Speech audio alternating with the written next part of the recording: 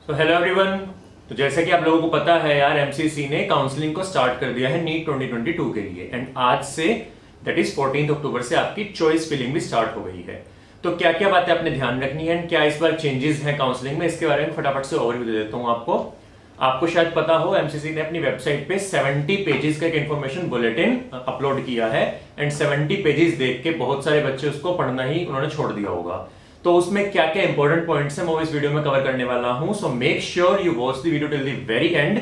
बहुत ध्यान से इस वीडियो को देखना है, जरा सी भी गलती आपको अपना ड्रीम कॉलेज में जाने से रोक सकती है। तो इस वीडियो को बिल्कुल एंड तक देखें। Please like the video and share it with other aspirants.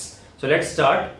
तो सबसे पहले बेसिक्स की एमसीसी किस किस कॉलेज की काउंसलिंग को देखेगी एंड किसकी काउंसलिंग में उसका कोई रोल नहीं है। तो अगर हम एमसीसी की बात करें तो एमसीसी का जो रोल है काउंसलिंग में नीट यूजी की अगर बात करें, that is limited to 15% all India quota seats, 100% deemed university seats, जितनी भी आपकी सेंट्रल यूनिवर्सिटी है जिसमें आएगी Delhi university, AMU, BHU and ESIC, AFMC and आपकी जो आईपी यूनिवर्सिटी है, आईपी के भी जो दो कॉलेजेस है वीएमएमसी एंड जो आपका आरएमएल है। इसके अलावा एक ईएसआईसी डेंटल हॉस्पिटल है, इसका भी जो आपकी काउंसलिंग है उसकी सारी की सारी जो सीट्स हैं, सारी मतलब 15% ऑल इंडिया कोटा भी एंड 85% इंस्टीट्यूशनल कोटा भी, वो भी आपका एमसीसी ही आपको सीट अलॉट करवाएगा काउंसलिंग के थ्रू। इसके अलावा 100% of the M seats, 100% of JIPMER seats and BSc nursing की जो 8 सेंट्रल इंस्टीट्यूट्स की सीट्स हैं वो भी एमसीसी की काउंसलिंग के थ्रू ही आपको मिलेंगी। तो यहां पे इन्होंने सेंट्रल यूनिवर्सिटी के बारे में बताया हुआ। सेंट्रल यूनिवर्सिटी के बारे में दोबारा बता दूं, डीयू, आईपीयू एंड जो आपका जामिया मिलिया इस्लामिया है, इसकी सारी की सारी seats that is 100% of its seats MCC ही उस पर काउंसलिंग करवाएगा, कोई भी स्टेट काउंसलिंग अलग से नहीं होगी। So keep this in mind. हाँ, आईपीयू के कुछ कॉलेजेस एमसीसी करवा रहा है ना, आईपीयू के जो बचे हुए कॉलेजेस हैं उनकी काउंसलिंग ऑलरेडी स्टार्ट हो चुकी है। आईपीयू की वेबसाइट पे आप जाके एक बार चेक कर सकते हैं। तो अगर हम फॉर्मेट की बात करें, बहुत इंपॉर्टेंट जानना, बहुत ध्यान से सुनना यार। अगर हम राउंड 1 की बात करें, राउंड 1 में आप चॉइस फिलिंग करोगे, आपने चॉइसेस फिल कर दी और उसके बाद आपको लॉक करना जरूरी है। एक बार आपने चॉइसेस लॉक कर दी उसके बाद आप चेंज नहीं कर पाओगे, इवन एमसीसी खुद भी चेंज नहीं कर सकता है। सो मेक श्योर लॉक करने से पहले बार बार आप उसको चेक करते रहें। एक बार आपने चॉइसेस लॉक कर दी हैं, उसके बाद दो ही चीजें होंगी, या तो आपको अपनी पसंद का कॉलेज अलॉट होगा या फिर कॉलेज अलॉट नहीं होगा। अब कॉलेजेस की लिमिट क्या है, बहुत लोग ये भी पूछेंगे। तो कोई लिमिट नहीं है, आप जितने मर्जी कॉलेजेस, आप चाहे सारे कॉलेजेस डाल सकते हैं, बट आपने ध्यान क्या रखना है कि आपके जो कॉलेजेस हैं वो प्रेफरेंस के हिसाब से होने चाहिए, कि जो आपकी प्रेफरेंस है उसके हिसाब से आपको कॉलेजेस डालने हैं। जैसे ही आप लॉक कर दोगे, जो आपका सॉफ्टवेयर है वो आपको रिजल्ट देगा, तो या तो आपकी चॉइस आपको अलॉट होगी या फिर नहीं होगी। अगर आपकी चॉइस आपको अलॉट नहीं हो रहे हैं तो आप ऑटोमेटिकली राउंड 2 के लिए एलिजिबल हो। अब अगर अलॉट हो गई है आपके पास दो ऑप्शन है, या तो आप रिपोर्ट ही मत करो, आपने कॉलेज में रिपोर्ट ही नहीं किया, या फिर आपने रिपोर्ट किया है। अगर आप रिपोर्ट नहीं करोगे तो भी आप राउंड 2 के लिए ऑटोमेटिकली एलिजिबल हो जाओगे।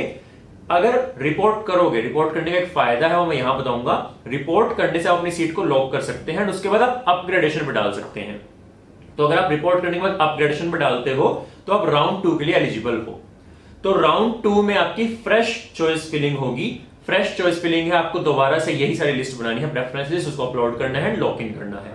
रिपोर्ट करने का फायदा मैंने आपको बताया कि आपको एक सीट लॉक इन हो जाएगी। अगर आपकी अपग्रेडेड सीट आपको मिलती है देन वेल एंड गुड, अगर नहीं मिलती है तो राउंड 1 की सीट आपके लिए बची रहेगी। अब राउंड 2 में भी सेम फिनोमिना होगा, सेम चीजें आपकी लॉक इन होने के बाद सॉफ्टवेयर रिजल्ट देगा। अब उसमें भी आपके पास दो ही ऑप्शन है, या तो आपको सीट अलॉट हो रही है या सीट अलॉट नहीं हो रही है। अगर तो आपको सीट अलॉट नहीं होती है तो आप डायरेक्टली मॉपअप राउंड के एलिजिबल हो। अब अलॉट होने के बाद यहां पे होता है एक नया खेल शुरू, बहुत ध्यान से सुनना इसको। अलॉट होने के बाद भी आपके पास दो ऑप्शन है, या तो आप ज्वाइन ही ना करो या आप ज्वाइन कर लो। अगर आपने ज्वाइन नहीं किया है तो जो आपकी फीस आपने सबमिट की होगी वो आपकी फॉरफिट हो जाएगी, वो फीस आपको रिफंड नहीं होगी। बट चलो कोई बात नहीं, ये कोई इतना बड़ा इशू नहीं है। इशू है यहां पे, अगर आपने कॉलेज ज्वाइन कर लिया, राउंड 2 में आपको कोई भी कॉलेज मिला है ना, आपने जाके ज्वाइन कर लिया, एडमिशन ले लिया है, उसके बाद आप किसी भी फर्दर राउंड ऑफ काउंसलिंग में पार्टिसिपेट नहीं कर पाओगे।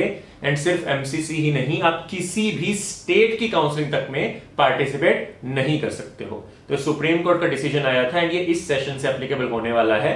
सो मेक श्योर राउंड 2 में आप वही कॉलेजेस भरो जहां पे आपको जाने में पछतावा ना हो, क्योंकि अगर आपको एक बार अलॉट हो गया और आपने ज्वाइन कर लिया then there is no going back. आप किसी और कॉलेज में, किसी और काउंसलिंग में नहीं पार्टिसिपेट कर सकते हो। जो अब सिस्टम बना है वो सेंट्रलाइज्ड है, सारे स्टेट्स के पास एक्सेस है उस डाटा का।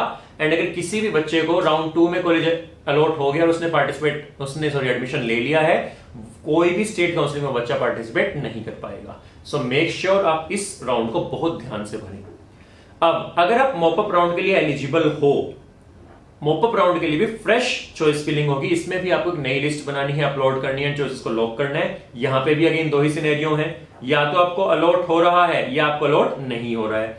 अब यहां पे एक और पंगा है, अगर अलॉट हो गया, चाहे आप रिपोर्ट करो या आप रिपोर्ट ना करो, आप स्ट्रे वैकेंसी राउंड में पार्टिसिपेट नहीं कर सकते हो। तो मॉपअप राउंड में पार्टिसिपेट करने के बाद आपको कोई भी कॉलेज मिल गया है, आपको जाना ही पड़ेगा। अगर आप नहीं जाते हो तो आप स्ट्रे वैकेंसी राउंड में एलिजिबल नहीं होगे, आप पार्टिसिपेट नहीं कर पाओगे, आपको कोई सीट नहीं मिलेगी। हाँ, अगर आपको अलॉट नहीं हुआ है तब जाके आप स्ट्रे वैकेंसी राउंड में जा पाओगे। स्ट्रे वैकेंसी राउंड सिर्फ उन लोगों के लिए है जो मॉपअप के बाद जिनको कॉलेज अलॉट नहीं हुआ है। स्ट्रे वैकेंसी के बारे में आपको चीजें याद रखनी है। स्ट्रे वैकेंसी में कोई फ्रेश चॉइस फिलिंग नहीं है। स्ट्रे वैकेंसी में जो आपने चॉइसेस भर दी हैं पहले 3 राउंड में, उनके बेस पे ही आपको मिलेगा, कोई भी आपकी फ्रेश चॉइस नहीं होगी। एंड अगर आपने पहले 3 राउंड्स में से किसी में पार्टिसिपेट नहीं किया है तो भी आप स्ट्रे के लिए एलिजिबल नहीं हो। So keep these things in mind. एक चीज मैं बतानी भूल गया, जरूर नहीं है कि आपको राउंड 1 पार्टिसिपेट करना हो। अगर आपको लग रहा है कि आपको राउंड 2 में डायरेक्टली करना है, वो भी कर सकते हो। आप बिना राउंड 1 में पार्टिसिपेट किए भी डायरेक्टली राउंड 2 के लिए एलिजिबल रहोगे। तो ये सारी बातें आपने बिल्कुल ध्यान में रखनी है। इसके बाद एक बहुत इंपॉर्टेंट चीज है कि कौन कौन सी डॉक्यूमेंट्स आपको चाहिए जब आप रिपोर्ट करने जाओगे। तो ज्वाइनिंग के लिए ये 10 चीजें पहले पेज पे दी हुई है एमसीसी ने। एंड उसके अलावा ये कास्ट सर्टिफिकेट्स जो आपके एप्लीकेबल हैं उसमें क्या क्या होना चाहिए, ये सारा कुछ लिखा हुआ है। सो आप चाहो तो इस वीडियो को यहीं पे स्क्रीनशॉट ले सकते हैं। मैं 1 मिनट के लिए स्क्रीन रोक रहा हूं और दूसरे पेज के भी एक बार आप स्क्रीनशॉट ले लीजिए, क्योंकि ये सारी चीजें आपको बहुत ध्यान रखना है कि आपको किस किस डॉक्यूमेंट की जरूरत है जब आपको ज्वाइन करना है। ये जो पूरा पीडीएफ है ये आपको एमसीसी की जो साइट है, आप गूगल करेंगे एमसीसी, आपको वहां पे मिल जाएगी। अगर आपको नहीं मिल रही है तो मैं इस वीडियो के जो मेरी वीडियो है उसके डिस्क्रिप्शन बॉक्स में इसका लिंक डाल दूंगा, आप इसको वहां से भी आप डाउनलोड कर सकते हैं। इसमें लास्ट में कुछ Q&As दिए हुए हैं, क्वेश्चंस एंड आंसर्स दिए हुए हैं, आप उनको एक बार जरूर पढ़ लीजिए कि फीस रिफंड कब होगी, कौन किसके लिए एलिजिबल है, कौन किसके लिए एलिजिबल नहीं है। एक बार वो पढ़ने के बाद आपको बेसिक आइडिया लग जाएगा। बाकी जो मेन पॉइंटर्स थे वो मैंने आपको बता ही दिए हैं। अगर आप चाहते हैं कि मैं एक वीडियो बनाऊं कि आपको कॉलेज प्रेफरेंस लिस्ट किसके हिसाब से बनानी चाहिए, अगर मेरी अपनी प्रेफरेंस लिस्ट होती कि मैं एमबीबीएस एम्स दिल्ली से करके आया हूं, बट अगर मैं आपकी जगह होता तो मैं किस कॉलेज को प्रेफर करता, तो प्लीज कमेंट सेक्शन में मुझे बताइए। एंड मैं वीडियो बहुत ही जल्दी लेके आऊंगा आप लोगों के लिए। Please like the video, share it with your friends and subscribe to the channel. Thank you, have a nice day.